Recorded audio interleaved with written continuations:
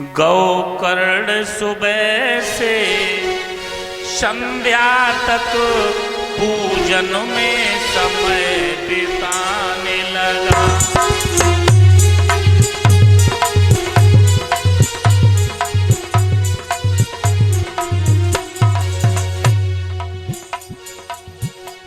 गौकर्ण सुबह से संध्या तक पूजन में समय बिताने लगा।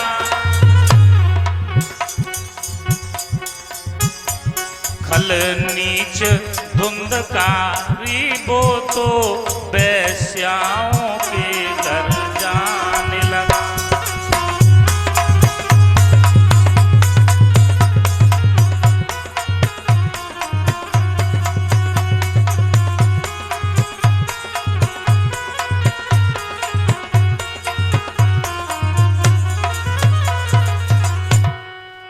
दोनों बालकों की संगति बदल गई।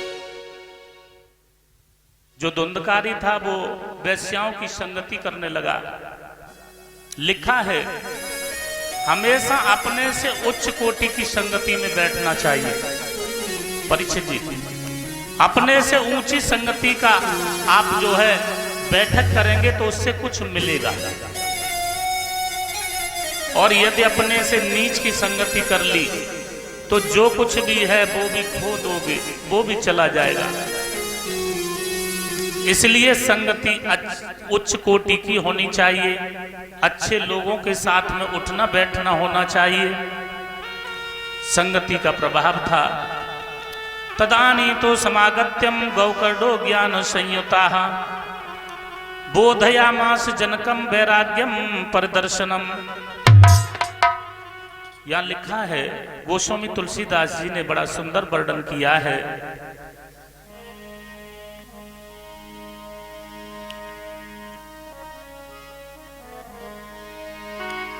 हो बिन सत्संग विवेक न होई, राम कृपा बिन सुलभ न सोई। राम सिया राम सिया राम जय जय राम। राम सिया राम जय जय राम।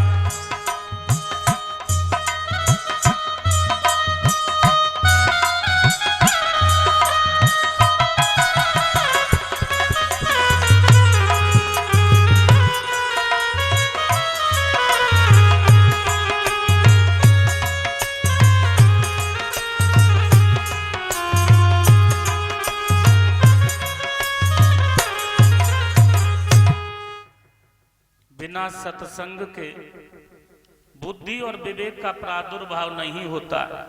इसलिए हमें जीवन में सत्संग जरूर करना चाहिए। सत्संग से हमें बुद्धि आती है, ज्ञान आता है। देह अस्ति मास रुद्रे अभिमतम त्यजम त्वम। एक दिन आत्मदेव आए, गौकर्ण को बुलाया, बेटा गौकर्ण इधर आओ। अपने सीने से लगा लिया, सिर पर हाथ फिराने लगे। बेटा गौकर्ण, जब मैं गांव में निकलता हूं, नगर में निकलता हूं, लोग तुम्हारी बहुत प्रशंसा करते हैं। तुम्हारा बेटा गौकर्ण बहुत बड़ा विद्वान है, ज्ञानी है। मेरा हृदय बड़ा प्रफुल्लित हो जाता है, बड़ा प्रसन्न हो जाता है। लेकिन जब तुम्हारे भैया धुंधकारी की बुराई करते हैं तो हमारे हृदय में जलन पैदा हो जाती है।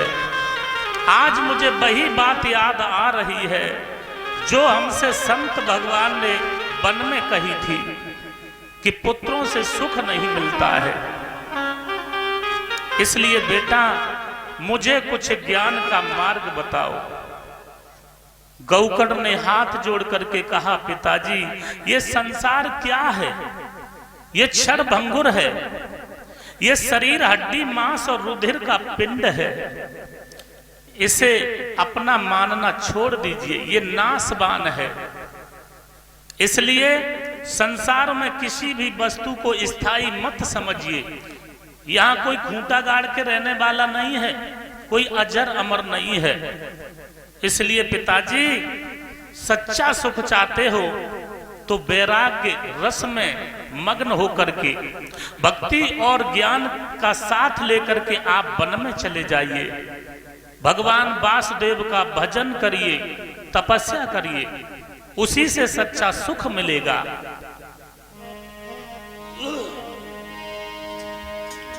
बेटे की बात को सुना तो आत्मदेव ने उसी समय अपना घर त्याग दिया। वास्तव में कुछ ऐसे भी बेटे निकल आते हैं कि पिता का जीवन नरक हो जाता है। घर का त्याग कर दिया। यदि तुम्हें शांति की इच्छा हो तो सीधे वन को गमन करो, हमको छोड़ो उनको छोड़ो, श्री वासुदेव का भजन करो। मुझे भी छोड़ो, मेरे भैया को भी छोड़ो, भगवान का भजन करो। वन में जाकर के भगवान का भजन करो, इसी से उद्धार है। क्योंकि लिखा है,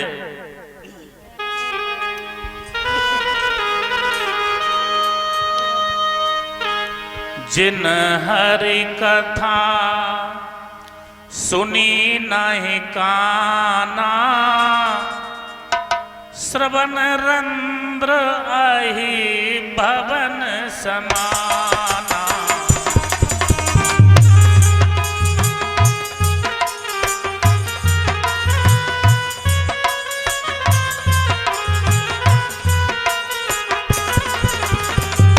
जिन हरि कथा सुनी नहीं काना, श्रवण रंध्र आहि भवन समाना।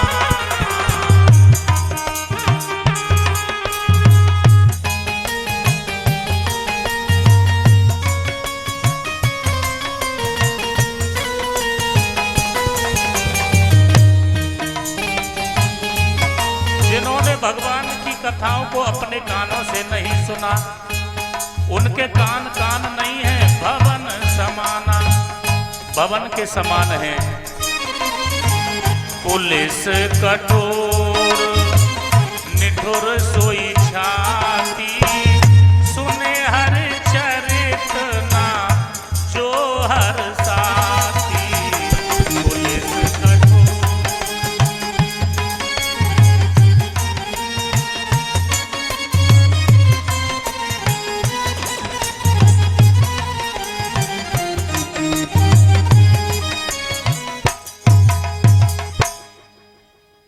जिन्होंने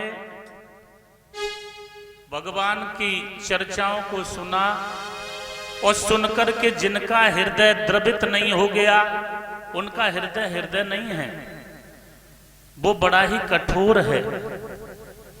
नैन संत दर्शन नहीं देखा, लोचन मोर पंख कर लेखा। जिन्होंने अपने नेत्रों से संतों के दर्शन नहीं किए, तीर्थों के दर्शन नहीं किए, वो नेत्र तो वैसे ही हैं जैसे मोर पंख पे बने हुए दिखाई देते हैं, लेकिन उन नेत्रों से दिखाई नहीं देता है।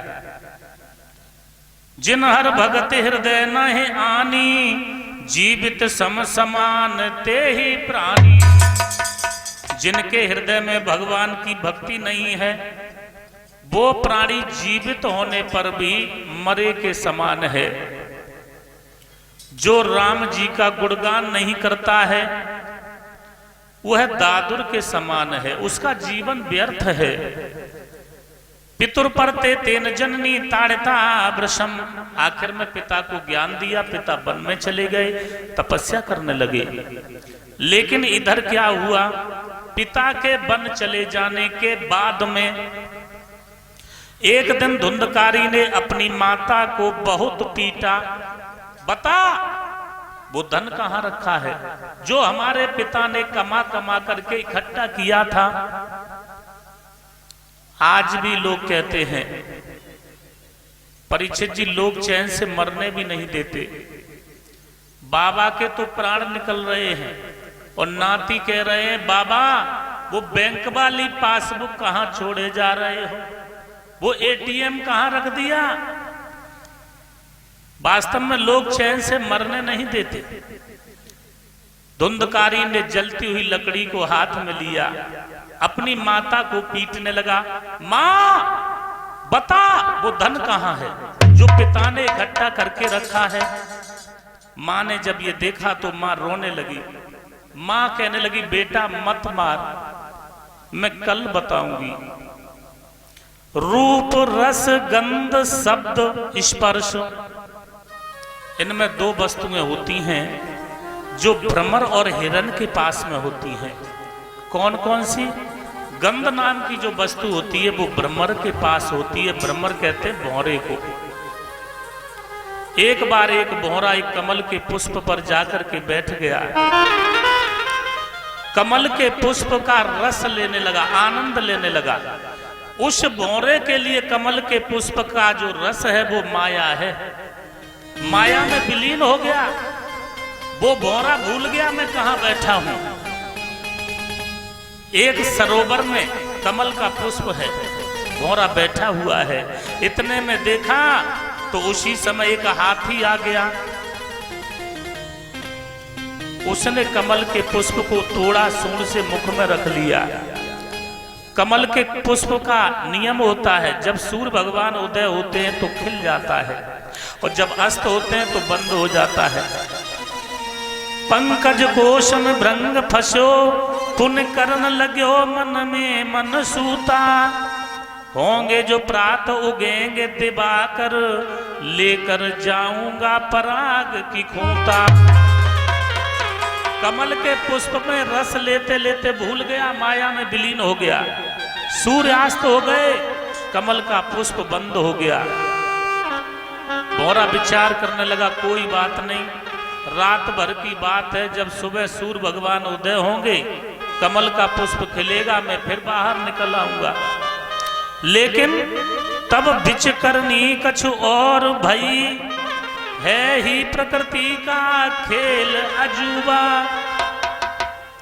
आयो गयंद चबाई गयो, तब रह ही गयो मन ही मनसूबा। विचार किया सुबह सूर्य भगवान उदय होंगे, हम बाहर आएंगे। लेकिन इतने में आयो गयंद, गयंद हाथी को कहते हैं, उसने उस कमल के पुष्प को सूंड से तोड़ा और मुख में रख लिया, चबा लिया। आखिर में उस भ्रमर के, उस भौरे के जितने भी मंसूबे थे वो सब धरे के धरे रह गए। ऐसे ही शब्द रूपी वस्तु होती है हिरण के पास में। एक बार एक बहेलिया ने धनुष में बाण लगाया और अपने कान तक ताक करके पहले तो बीड़ा बजाया मधुर मधुर आवाज में। जब हिरण के कानों में बीड़े का स्वर गूंजा तो मंत्र मुग्ध हो गया। इतने में बहेलिया ने उस बाण को लगा करके हृदय पर छोड़ दिया। जैसे ही हिरण के हृदय में वो बाण लगा, हिरण गिर पड़ा। वो हिरण सामने क्या देखता है, एक बहेलिया हाथ में धनुष बाण लिए खड़ा है। हिरण की आंखों से आंसू बहने लगे, हे बहेलिए, तुमने हमें माया में फांस करके मेरा वध किया है। ये बीड़े का स्वर जो है वो हिरण के लिए माया है, माया। लेकिन वो हिरण कहने लगा, हे बहेलिए, मेरे शरीर को फेंक मत देना, मेरा एक एक अंग बड़ा कीमती है। चर्म को हमारो मृग छाला बनबइयो बधिक, रखियो पास या जति को गहाय दीजो। हमारे चर्म की मृगछाला बनवाना, अपने पास में रखो तो रखो, नहीं तो किसी जति को दे देना। वो हमारे चर्म पर बैठ कर के तपस्या करेगा तो मेरा चर्म सफल धन्य हो जाएगा। चर्म को हमारो मृगछाला बनबइयो बधिक, रखियो पास या जति को गहाय दीजो। सींगन को हमारो श्रृंगी नाद बनबइयो बधिक, निकले जो मांस परिवार को खवाए दीजो। और जो मांस निकले अपने परिवार को, अपने बच्चों को खिला देना। आखिर में एक वक्त की रोटी भोजन बचेगा। निकले जो मांस परिवार को खवाए दीजो। हड्डिन को हमारो खड्डिन में मिलवइयो बधिक। निकले कस्तूरी किसी वैद्य को गहाए दीजो। हमारी हड्डियों को खड्डियों में मिलवा देना। हिरन के अंदर कस्तूरी निकलती है, उस कस्तूरी को किसी वैद्य को दे देना। न जाने कितने निरोगियों का इलाज हो जाएगा, कितने रोगी निरोग हो जाएंगे। लेकिन एक हमारी अंतिम इच्छा है, हे बधिक, एक बाण मारो बधिक, अब प्राण हूष धारण चाहत। और मरते समय बधिक ने बीड़ा तो सुनाई दीजो।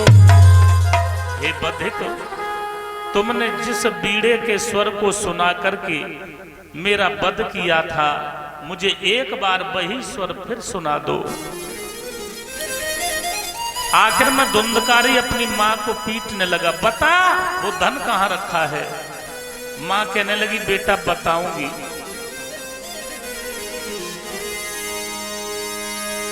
कल बतलाऊंगी यूं कहकर,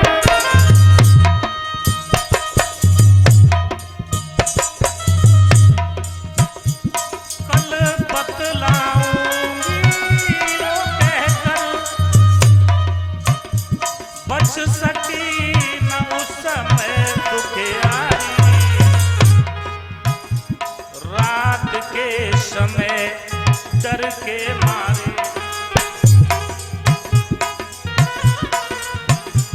रात के समय डर के मारे, गिर पड़ी कुएं में महतारी।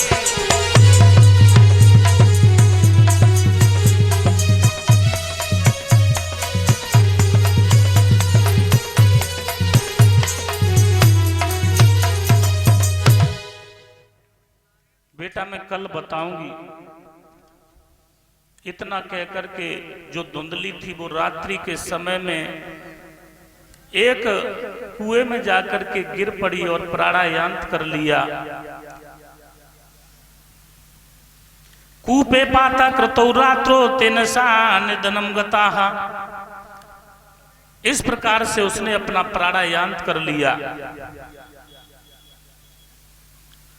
जब धुंधकारी ने देखा अब तो घर में कोई नहीं है, बहुवित्त दृष्टम दृष्टा रात्रो नारियो विचार्यन, चोरी करने लगा, डकैतियां डालने लगा। वेश्याओं को घर में ही रखने लगा। वेश्याओं ने विचार किया, ये चोरी करता है, रोज करता है, मानता नहीं है। एक दिन जब इस नगर का राजा इसे पकड़ लेगा तो इसे तो फांसी होगी ही, इसे तो मृत्युदंड मिलेगा ही, लेकिन साथ में मुझे भी मृत्युदंड मिलेगा। वेश्याओं ने इस प्रकार से विचार किया और रात्रि में इसे चारपाई से कसकर के रस्सियों से बांध लिया। बांधने के बाद में हाथ में जलती हुई लकड़ी को लिया और इसके मुंह पर बार बार प्रहार करने लगी। परीक्षित जी, संसार में बदला है, जैसा करोगे वैसा भरोगे। अगर खेत में कांटे बोओगे तो कांटे ही लगेंगे, आम नहीं मिलेंगे। इसने भी अपनी मां को जलती हुई लकड़ी से प्रहार किया था। इन वेश्याओं ने धधकती हुई लकड़ी इसके मुंह पर रख दी। ये छटपटाने लगा, एड़ियां रगड़ने लगा। आखिर में इसका प्राणायाम हो गया, मर गया। वेश्याओं ने यह विचार कर लिया, इसे तो फांसी होगी, मुझे भी